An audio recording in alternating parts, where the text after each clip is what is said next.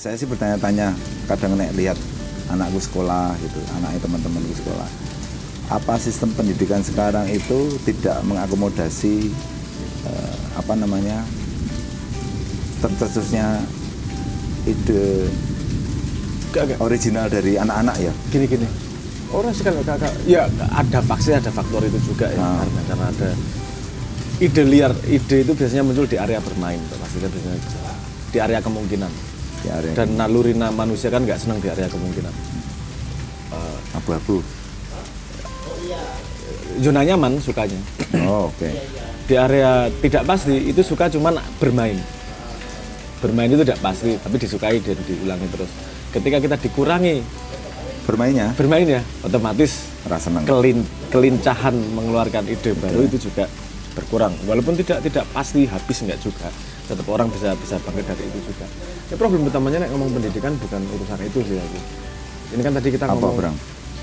Kalau menurutmu apa? Problem pendidikan kita utama itu apa? Itu masalah yang cukup kompleks untuk dikatakan dalam satu kalimat. Kita ngomong dari satu sudut pandang dan dari sudut pandang aspek aja gini. Bayangkan kamu punya banyak bumbu tapi tidak pernah diajari cara pakai kompor. Oke.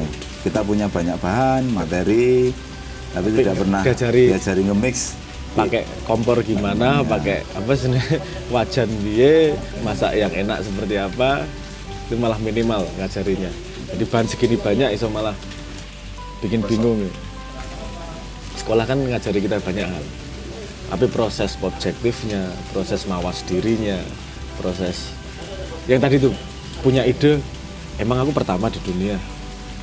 Dulu pernah ada nggak ya ide seperti itu? Ngecek ke belakang naluri seperti itu kan naluri memasak semua. Nah itu kan nggak secara resmi diajarkan kan, skill-skill seperti itu. Harusnya memang dibiasakan. Ada dengan proses contextual learning, active learning dan seterusnya. Tapi memang kita masih konsentrasi di banyaknya data. Ya memang Bang. Which is nggak masalah juga. Itu gini, nggak masalah lagi maksudnya gini. Itu nggak kalau ngomong apakah itu buruk? Enggak, itu lebih baik daripada tidak ada pendidikan. Tapi apakah tidak bisa berkembang? Ya pasti bisa berkembang. Aku nggak ngomong bahwa ayo ditinggalkan yang itu nggak baik. Belajar cuma urusan data. Karena outputnya juga ngomong pinter karena sekolah yang ada sekarang. Cuman dia pada faktor yang tidak diajarkan sekolah, dia belajar sendiri dan bisa menyeimbangkan. Nanti ada hard limitasi juga. Betul.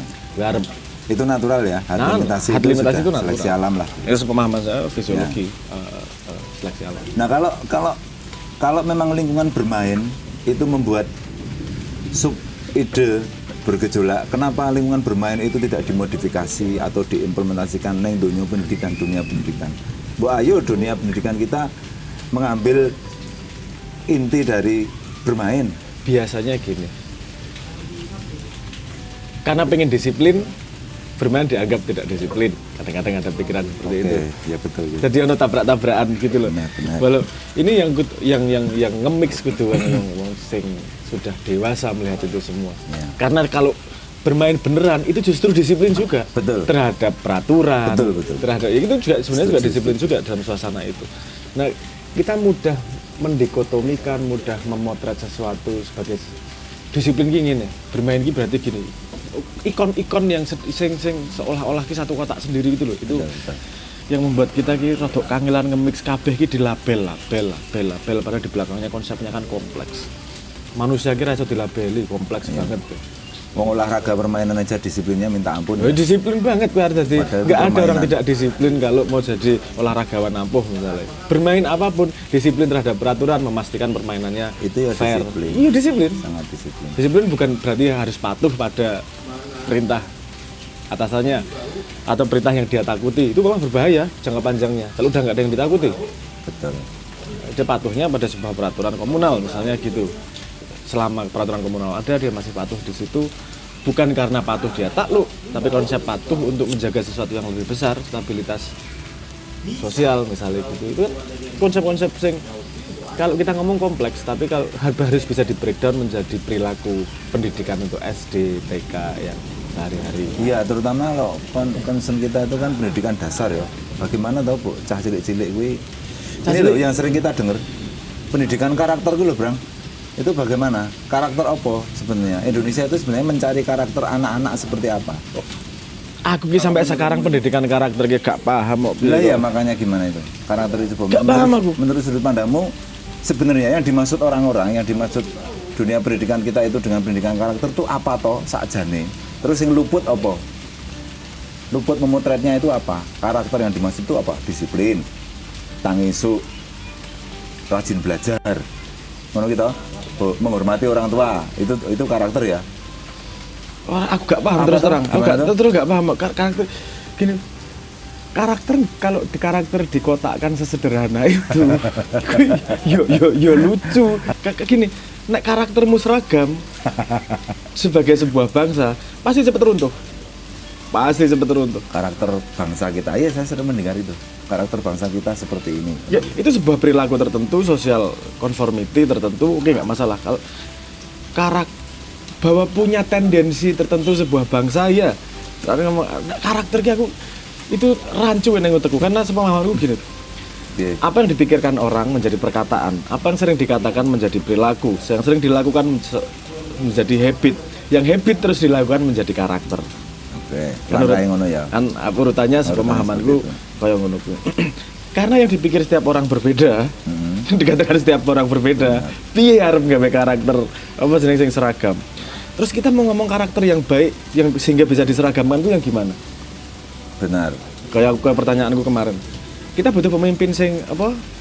Pemimpin yang baik, berwibawa atau yang berkobar-kobar apa agresif? Apa sing bukan Bung Karno gitu ya.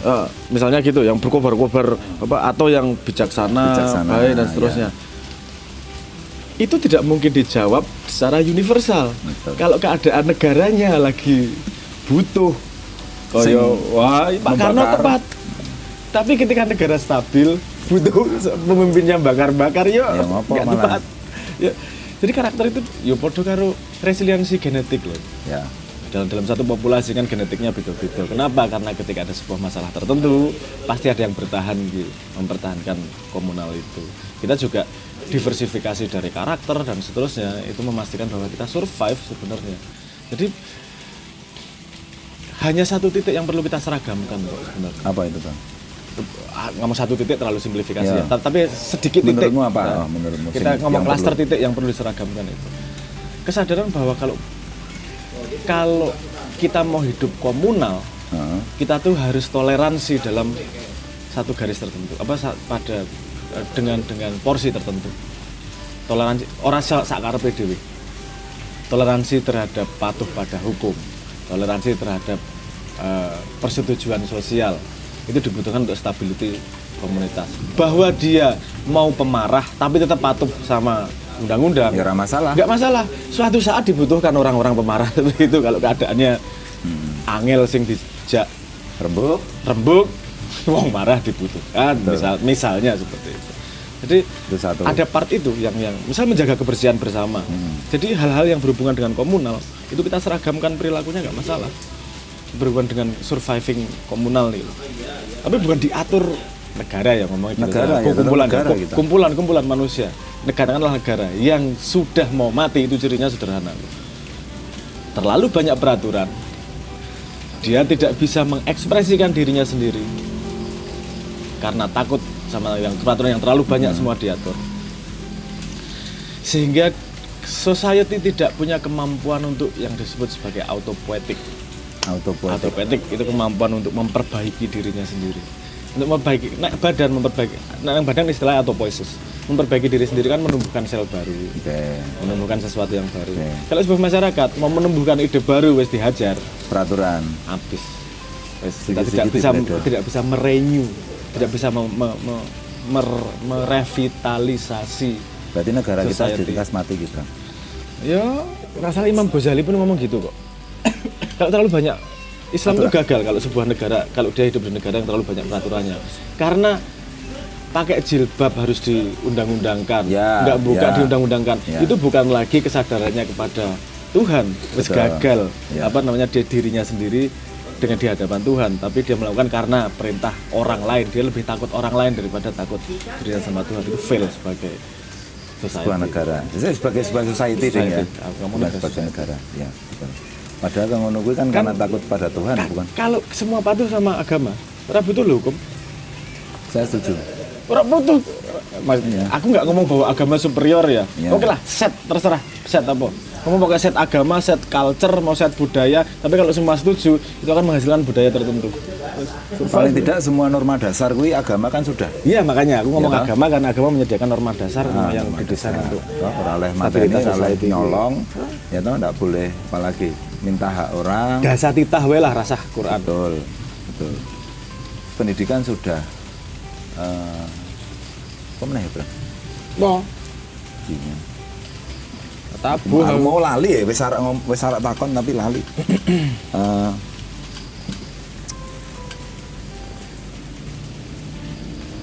Oh, Udah sudut pandang. Oh ya, oke.